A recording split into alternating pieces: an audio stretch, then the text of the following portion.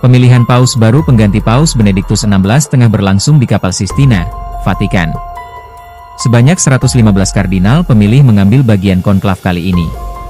Berikut ini kronologi singkat konklav di zaman modern, dan berbagai fakta menarik yang terjadi pada setiap pemilihan Paus baru berlangsung. Sepanjang sejarah Gereja Katolik, pemilihan Paus paling lama berlangsung di Viterbo, Italia, tahun 1268. Pemilihan yang berakhir dengan terpilihnya Paus Gregorius X, berlangsung selama 2 tahun lamanya.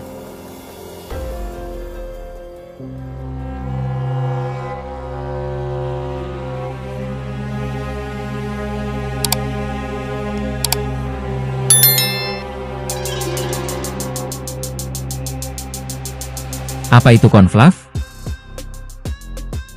Konklav merupakan suatu pertemuan Dewan Kardinal tertutup yang diselenggarakan untuk memilih seorang paus, yang merupakan uskup Roma, sekaligus Kepala Gereja Katolik Roma Internasional.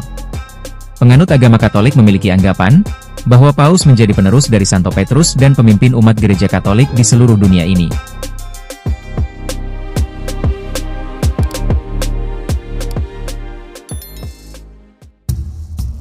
Sejarah konklav. Dilansir dari Ensiklopedia Dunia, setelah terdapat campur tangan politik dalam pemungutan suara Dewan Kardinal, mengakibatkan berhentinya pemilihan Paus pada tahun 1268 sampai 1271, dan terjadinya interregnum panjang. Kemudian gereja menerapkan reformasi terhadap proses pemilihan Paus, yang berakhir pada dikeluarkannya Bulla Ubi Periculum oleh Paus Gregorius X, yang diratifikasi dalam Konsili Leon II pada tahun 1274. Keputusan tersebut menjelaskan, bahwa para kardinal yang mempunyai suara harus dalam keadaan terkunci dalam pengasingan atau kumklave, yang disebut juga dengan pemilu secara rahasia, dan tidak diperbolehkan keluar hingga seorang paus baru terpilih.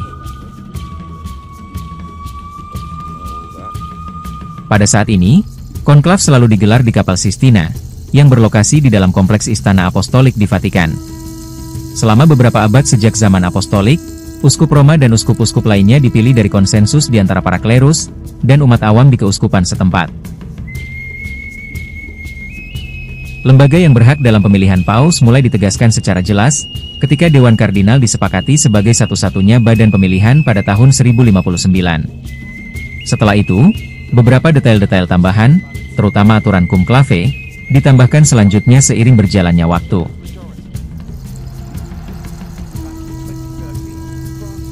Pada tahun 1970, Paus Paulus ke-6 menentukan syarat usia bagi para kardinal yang berhak memilih, yaitu di bawah usia 80 tahun, yang terdapat di dalam dokumen motu proprio, yang berjudul Ingravescentem Aetatem. Prosedur pemilihan paus terbaru ditentukan oleh Paus Yohanes Paulus II dalam Konstitusi Apostolik, yang berjudul Universi Dominici Gregis, yang selanjutnya diubah oleh Paus Benediktus XVI pada tahun 2007 dan 2013.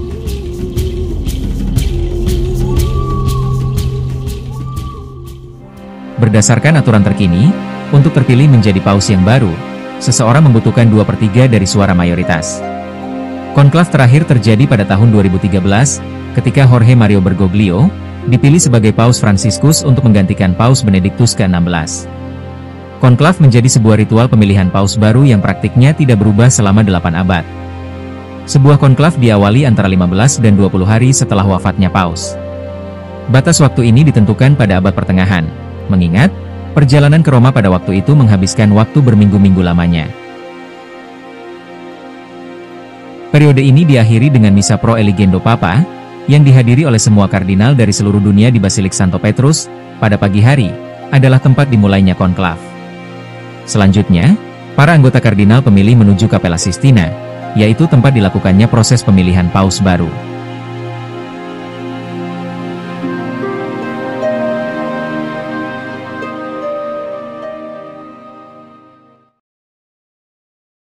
Prosedur yang diberlakukan konklav.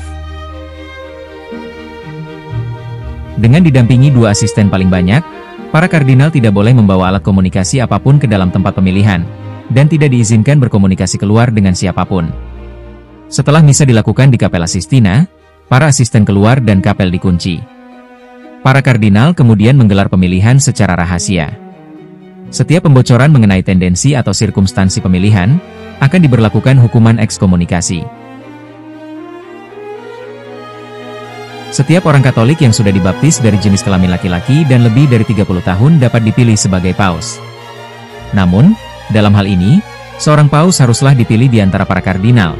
Adapun kardinal haruslah seorang uskup, dan uskup sendiri harus seorang imam. Dengan kata lain, seseorang yang terpilih menjadi paus, sudah melewati tahapan hierarki gereja dari urutan terbawah, mulai dari diakon, imam, dan uskup. Seorang paus dapat mengangkat seorang kardinal yang dikehendakinya dengan syarat sudah menjadi imam terlebih dahulu. Sehingga dalam kasus tertentu, Gereja Katolik pernah mempunyai kardinal yang belum pernah ditahbiskan menjadi uskup.